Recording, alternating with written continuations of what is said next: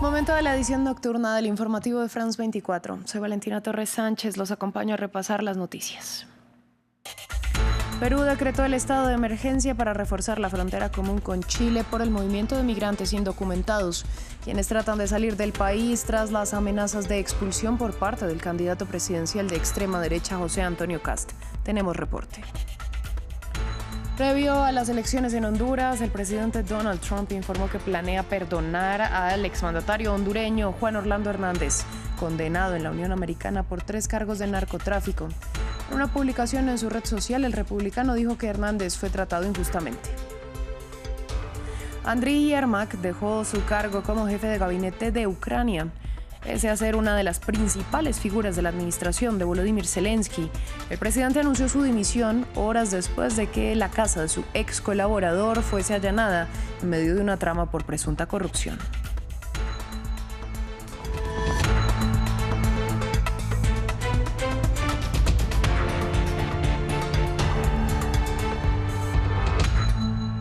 Iniciamos en Perú, donde el gobierno interino de José Gerí decretó el estado de emergencia en Tacna, en la frontera con Chile, ante grupos de migrantes irregulares que intentan cruzar al país desde territorio chileno.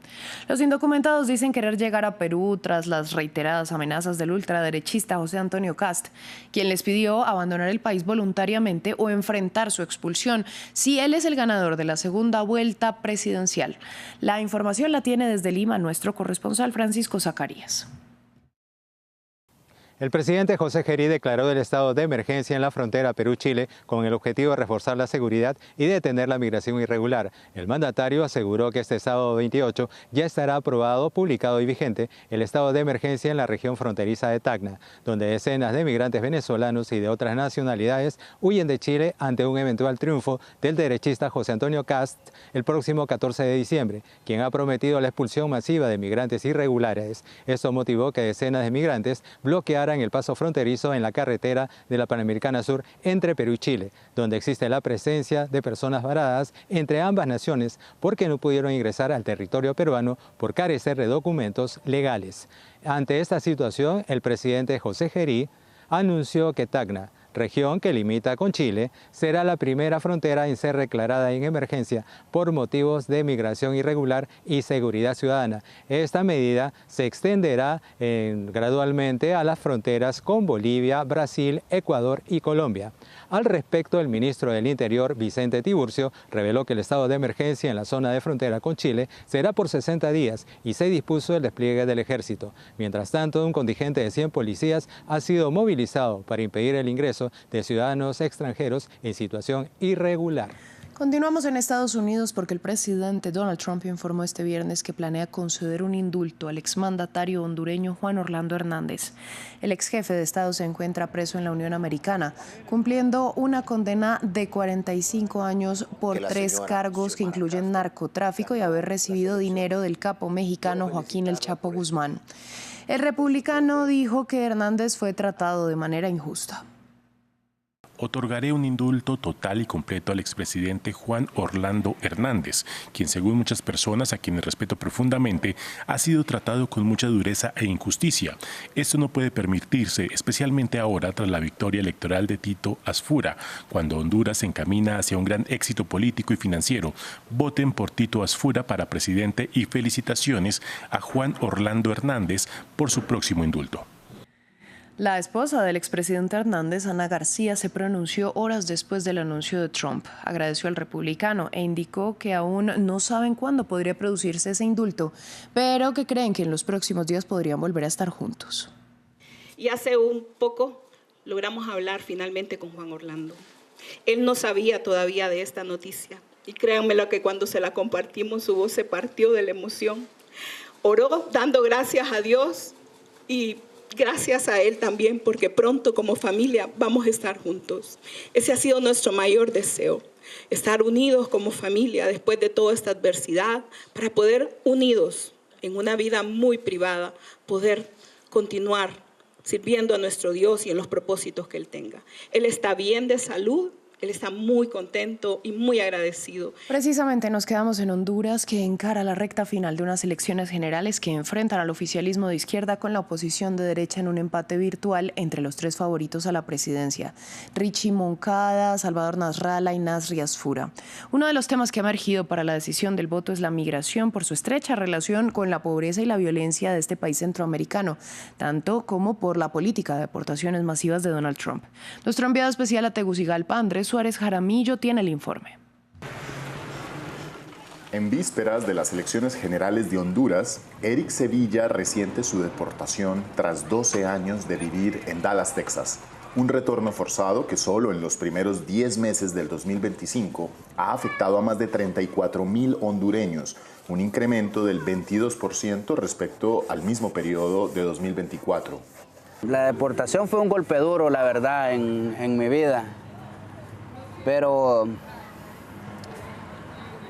pues gracias a Dios hemos logrado hallar oportunidad en este país, pues, que es nuestra tierra, la tierra que los vio nacer. Ante la política de deportaciones masivas de Trump, el gobierno de Xiomara Castro amenazó con expulsar las bases militares estadounidenses de Honduras. No cumplió su advertencia, sin embargo, optó por un enfoque humano para recibir a los migrantes. Estos espacios anteriormente eran centros de detención donde se custodiaba al migrante. Entonces, eso es parte de esta política. Este espacio es un espacio reciente.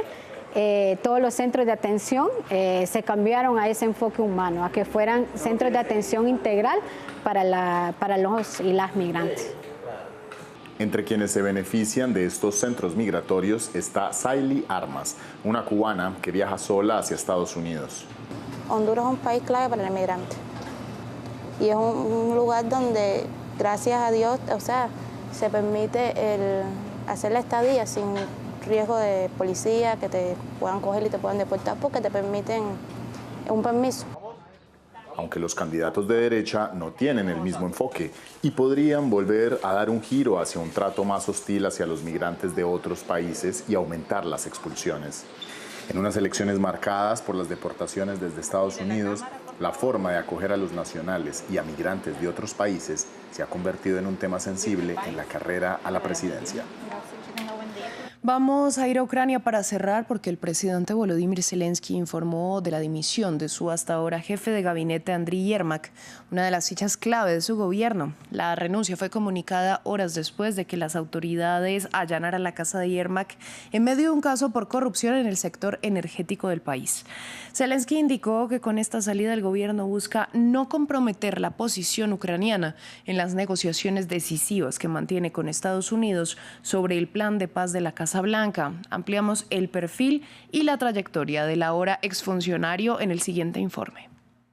El domingo pasado en Ginebra, Andriy Yermak hizo una aparición pública junto al jefe de la diplomacia estadounidense, un rostro conocido por los ucranianos y los líderes de la escena mundial y negociador clave para Ucrania en las conversaciones de paz con Rusia. Estamos logrando avances significativos y avanzamos hacia una paz justa y duradera. Andriy Yermak, de 54 años, no ha podido completar su misión. La presidencia ucraniana ha anunciado su dimisión tras un registro en su domicilio en el marco de una investigación sobre un amplio escándalo de corrupción. Los ministros de Justicia y Energía fueron destituidos y aunque Yermak no fue imputado en este caso, oposición y oficialismo exigían su salida. Un duro golpe para Volodymyr Zelensky, que pierde a su mano derecha y una figura considerada el vicepresidente del país. En 2010 conoció al jefe de Estado, cuando ambos trabajaban en la producción audiovisual. 9 años más tarde, el dúo se reunió de nuevo durante la campaña presidencial, en la que Zelensky fue elegido presidente. Yermak le asesoró en cuestiones de política exterior, antes de convertirse en su jefe de gabinete en 2020. Estoy agradecido a Andriy por haber velado por una posición ucraniana en el proceso de negociación que siempre estuvo representada de la mejor manera posible. Una posición siempre patriótica. Un asunto que empaña la imagen de Zelensky, que se ha erigido defensor de la lucha contra la corrupción, en un momento en el que busca apoyo financiero y militar en Europa.